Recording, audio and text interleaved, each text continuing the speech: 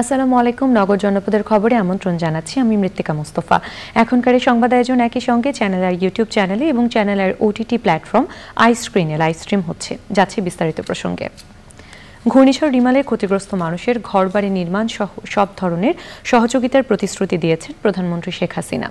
পটুয়াখালীতে ঘূর্ণিঝড় রিমাল পরবর্তী দুর্যোগ কবলিত এলাকা পরিদর্শন শেষে কলাপাড়ার সরকারি মোজাহার উদ্দিন বিশ্বাস ডিগ্রি কলেজ মাঠে দুর্গতদের মাঝে ত্রাণ বিতরণ করে প্রধানমন্ত্রী বলেন, আওয়ামী লীগ সরকার ক্ষমতায় আছে বলেই দক্ষিণাঞ্চলের উন্নতি হয়েছে। উন্নয়নের এই ধারা অব্যাহত থাকবে বলে উল্লেখ করেন তিনি। পটুয়াখালী থেকে এনায়েতুর রহমানকে সঙ্গে নিয়ে মহসিন হোসেনের ভিডিও চিত্রে সাদি মাহমুদের রিপোর্ট। ঘূর্ণিঝড় রিমালের আঘাতের ক্ষয়ক্ষতি ও উপকূলীয় মানুষের দুর্ভোগ নিজ চোখে দেখতে পটুয়াখালী পরিদর্শনে প্রধানমন্ত্রী শেখ হাসিনা হেলিকপ্টারে করে আশেপাশের ক্ষতিগ্রস্ত এলাকা ঘুরে দেখেন তিনি। ঘূর্ণিঝড় রিমালের প্রভাবে ক্ষতিগ্রস্তদের সহায়তায় সব ধরনের ব্যবস্থা নেওয়া হচ্ছে বলে জানান প্রধানমন্ত্রী শেখ হাসিনা। ইতিমধ্যেই যে সমস্ত রাস্তাঘাট ভেঙে গেছে সেগুলি মেরামত করার ব্যবস্থা নেওয়া হয়েছে। পাশাপাশি বাঁধ যেগুলি ভেঙে গেছে বাঁধ নির্মাণের কাজ ইতিমধ্যে আমরা শুরু করে দিয়েছি, যাতে বর্ষার আগেই আমরা এই বাঁধগুলি নির্মাণ করে জলোচ্ছ্বাস বা পানির হাতে মানুষকে বাঁচাতে পারি, সেই ব্যবস্থা আমরা নিয়েছি।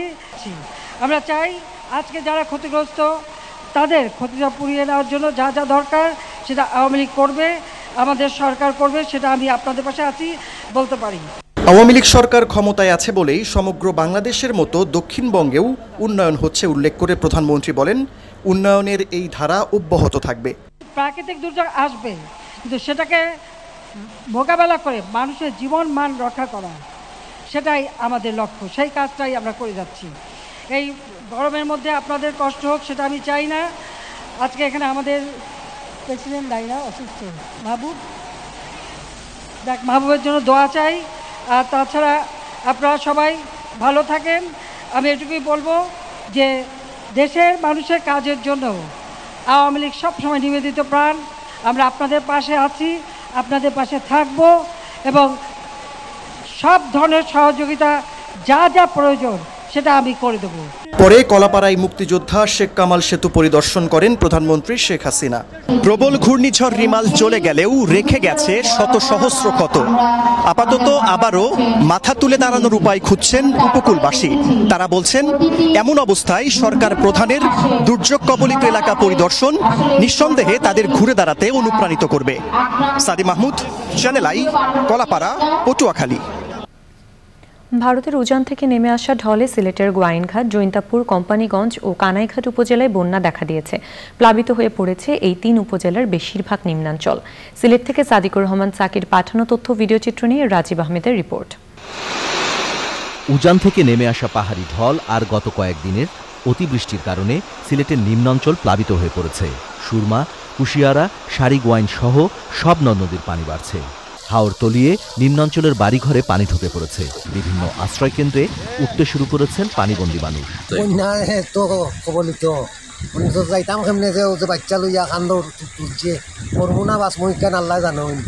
অসংখ্য মানুষ পানিবন্দী হয়েছে পাহাড়ি ঢলের কারণে। মানুষ আশ্রয়কেন্দ্র যাওয়ার আনার মতো ব্যবস্থা আমার কাছে নাই, নৌকার ব্যবস্থা। আমরা খুব অসহায় অবস্থায় আছি। গত রাতে পাহাড়ি ঢল নেমে এসে আমাদের জীবনযাপন পঙ্গু করে দিয়েছে। আকস্মিক বন্যা পরিস্থিতি মোকাবেলায় গোয়াইনঘাটে 56টি, কোম্পানিগঞ্জে 35টি, জৈন্তাপুরে 48টি ও কানাইঘাটে 18টি বন্যা আশ্রয়কেন্দ্র খোলা হয়েছে। গোয়াইনঘাট থেকে সারিঘাট যাওয়ার পথে 3টি পয়েন্টে প্লাবিত হয়েছে। গোয়াইনঘাট থেকে জাফলং যাওয়ার পথে রাধানগর শিমুলতলা পয়েন্ট প্লাবিত হয়েছে এবং এই অঞ্চলে প্রায় যে ধানি জমি রয়েছে সেখানে আউশ চাষ করা হয়েছে 73 হেক্টর জমি। বেশ কয়েকটি এলাকায় ঝুঁকিপূর্ণ অবস্থায় রয়েছে নদীর তীর রক্ষা বাঁধ। সীমান্তবর্তী 4টি নদীর পানি 5টি পয়েন্টে বিপদসীমার উপরে বইছে। আগামী 24 ঘন্টা ও 48 ঘন্টার যে পূর্বাভাস সেটা হচ্ছে সিলেট বিভাগের কিছু কিছু জায়গায় বৃষ্টির পূর্বাভাস রয়েছে। বন্যা কবলিত উপজেলার সাথে সদরের সড়ক যোগাযোগ বিচ্ছিন্ন রয়েছে। রাজীব আহমেদ, চ্যানেল আই।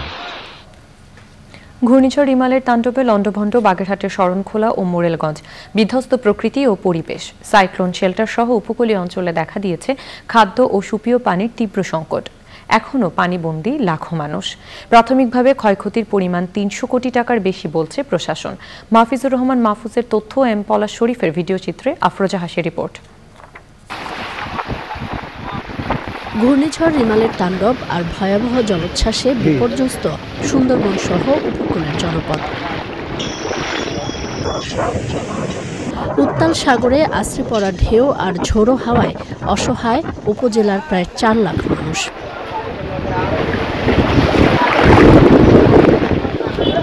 রিমালের আঘাতে ২৫০০-এর বেশি ঘরবাড়ি সম্পূর্ণ বিধ্বস্ত এবং ক্ষতিগ্রস্ত অন্তত ১৬,০০০ বসতবাড়ি।